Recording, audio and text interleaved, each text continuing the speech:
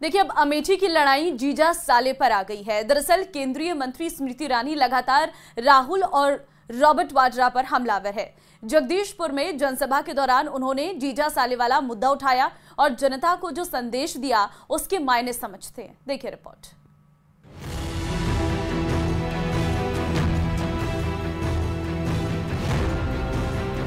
अमेठी में लोकसभा चुनाव में 5वें चरण में मतदान होगा। अमेठी में बीजेपी ने स्मृति ईरानी को मैदान में उतारा है।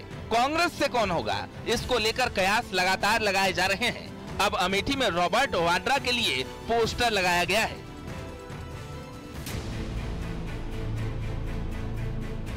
अमेठी के कांग्रेस कार्यालय और गौरीगंज के कांग्रेस कार्यालय समेत कई जगहों पर रॉबर्ट वाड्रा को अमेठी से चुनाव लड़वाने की मांग को लेकर पोस्टर लगाए गए हैं। पोस्टर में लिखा गया है, अमेठी की जनता करे पुकार, रॉबर्ट वाड्रा अब की बार। जबकि चंद दिन पहले ही राहुल गांधी के पोस्टर लगे थे, जिनमें बिन राहुल अमेठी सून की बात लिखी गई थी। कांग्रेस के इसी कंफ्यूजन पर केंद्रीय मंत्री स्मृति ईरानी ने तगड़ा कटाक्ष किया है। कांग्रेस के कार्यकर्ता रॉबर्ट जी को मांग रहे हैं, जीजा जी को मांग रहे हैं, पहले साले साहब को मांग रहे थे। उनका जीजा हो या साला, अमेठी में हर वोटर है मोदी का मतवाला, भैया भूल जाओ। सही कह रहे हैं, क्योंकि जीजा जी आएंगे तो सुरेश सबको, और जीजा जी की नजर जगदीशपुर पे है, कहीं डर है। जीजा जी आएंगे तिवारी जी तो बात से कागज छुपा लेना। स्मृति ईरानी ने कांग्रेस, राहुल और रॉबर्ट वाड्रा पर जमकर निशाना साधा। उन्होंने कहा कि राहुल गांधी के जीजा जी से जगदीशपुर के हर गांव, हर घर, हर व्यक्ति को अब अपनी संपत्ति के कागजात छुपाने की जरूरत है। पर होना कहाँ है वो नहीं बता पाएंगे, लेकिन चिंता करने की एक बात जरूर है प्रधानमंत्री, राहुल गांधी वो आए या ना आए, उनके जीजा जी के मुख से मैंने जगदीशपुर का नाम जरूर सुन लिया है। इसलिए जगदीशपुर की जनता तो सावधान हो जाए। अगर जीजा जी को जगदीशपुर सुरेश ध्यान में आ गया है, इसका मतलब एक एक गांव, एक एक घर, एक एक व्यक्ति अपना खेत का कागज छुपा रहे। अमेठी पर कांग्रेस की कंफ्यूजन ने बीजेपी को हमलावर होने का मौका दे दिया है, जबकि कांग्रेस नेता अपनी पार्टी के बचाव में जुटे हैं। बहरहाल अब तक कांग्रेस की ओर से साफ नहीं किया गया कि अमेठी से राहुल गांधी चुनाव लड़ेंगे या रॉबर्ट वाड्रा, लेकिन सूत्रों का दावा है कि वायनाड में वोटिंग होते ही राहुल गांधी के नाम का ऐलान हो जाएगा, क्योंकि कांग्रेस के इंटरनल सर्वे में भी राहुल गांधी के वापसी के इशारे मिले हैं। Bureau report, news 18। अमेरिका ने पाकिस्तान को फंसा दिया है। ईरान से डील करके पाकिस्तान ने बहुत बड़ी मुसीबत मोल ले ली है। अमेरिका ने इशारों में पाकिस्तान से पूछा है कि क्यों ना पाकिस्तान पर प्रतिबंध लगा दिया जाए।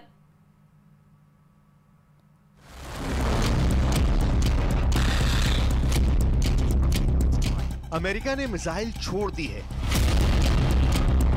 ये बैलिस्टिक नहीं, पाकिस्तान पर आर्थिक पाबंदी वाली मिसाइल है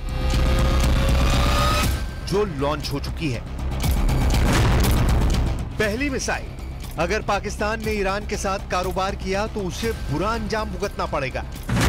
दूसरी मिसाइल, पाकिस्तान के मिसाइल प्रोग्राम के पार्टनर पर अमेरिका पहले ही लगा चुका है बैन। तीसरी मिसाइल, अमेरिका की वार्निंग से फिर फंस गई ईरान और पाकिस्तान की गैस पाइपलाइन। पाकिस्तान को ईरान के राष्ट्रपति इब्राहिम रईसी के लिए रेड कार्पेट बिछाना बहुत महंगा पड़ा है। इजराइल पर 300 से ज्यादा मिसाइल और ड्रोन से हमला करने के बाद जब रईसी अपने पहले विदेश दौरे पर पाकिस्तान पहुंचे तो सबसे पहले अमेरिका के ही कान खड़े हुए, और उसके बाद जिन तस्वीरों ने पाकिस्तान की मुश्किल बढ़ाई वो ये है। पहली तस्वीर, दूसरी तस्वीर और ये तीसरी तस्वीर। इन तीनों तस्वीरों को पाकिस्तान ने बेचने की बहुत कोशिश की है, लेकिन जब से ये तस्वीरें व्हाइट हाउस पहुंची, बाइडेन का जैसे खून खौल गया। बाइडेन समेत अमेरिका की पूरी लीडरशिप का गुस्सा फूटा। अमेरिका की तरफ से फौरन पाकिस्तान के खिलाफ बयान जारी हुआ और टारगेट पर पाकिस्तान नजर आया। अमेरिका ने इशारों में पाकिस्तान को बहुत बड़ी चेतावनी दी है। वार्निंग ये है कि ईरान के साथ कारोबार करना पाकिस्तान को बहुत महंगा पड़ेगा और उसे इसका अंजाम भुगतना पड़ेगा। अमेरिका ने कहा कि हम ईरान के साथ कारोबार की इच्छा रखने वाले किसी भी व्यक्ति को प्रतिबंधों के संभावित जोखिम के बारे में सजग रहने की सलाह देते हैं।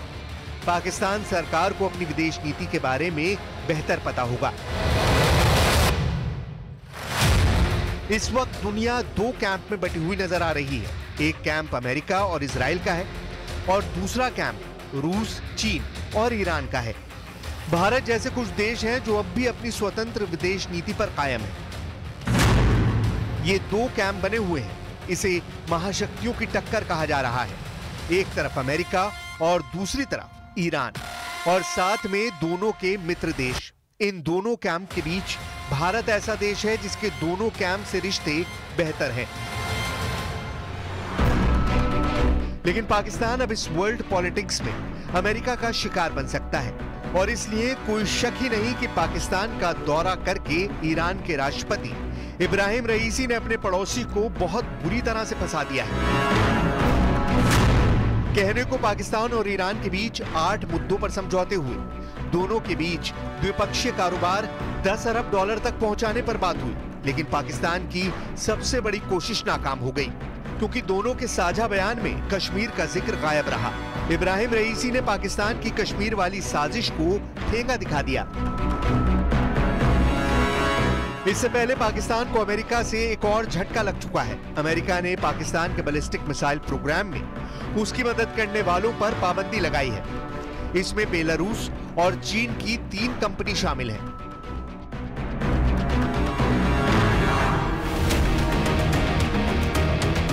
दरअसल पाकिस्तान को जो अमेरिका की मार पड़ रही है उसमें सबसे बड़ी भूमिका 2 देशों की है, यानी अमेरिका के 2 बहुत ही कट्टर दुश्मन।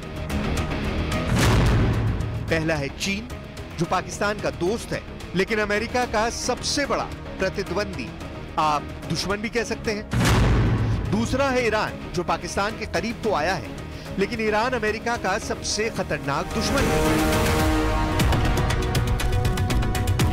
ईरान पर अमेरिका की तीखी नजर है और जब पश्चिम एशिया में हालात बहुत तेजी से बदल रहे हैं, अमेरिका को अपने अड्डों पर खतरा मंडराता नजर आ रहा है, तब वो ईरान के हर नए रिश्ते को बारीकी से देख रहे हैं। तेल अवीव और तेहरान के मौजूदा झगड़े में इस वक्त ईरान को बाजी पलटने वाला देश कहा जा रहा है।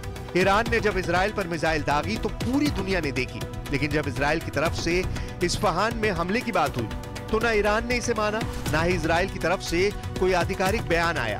अब ईरान के राष्ट्रपति ने पाकिस्तान और श्रीलंका का दौरा करके बताने की कोशिश की है कि ईरान को अलग थलग करना आसान नहीं है। भारत में ईरान के राजदूत ने कहा कि 2024 में इब्राहिम रईसी भारत का भी दौरा जरूर करेंगे और यहीं पर भारत ईरान संबंधों को लेकर अमेरिका के प्रतिबंधों और नई दिल्ली की कूटनीति का सबसे बड़ा इम्तिहान होगा।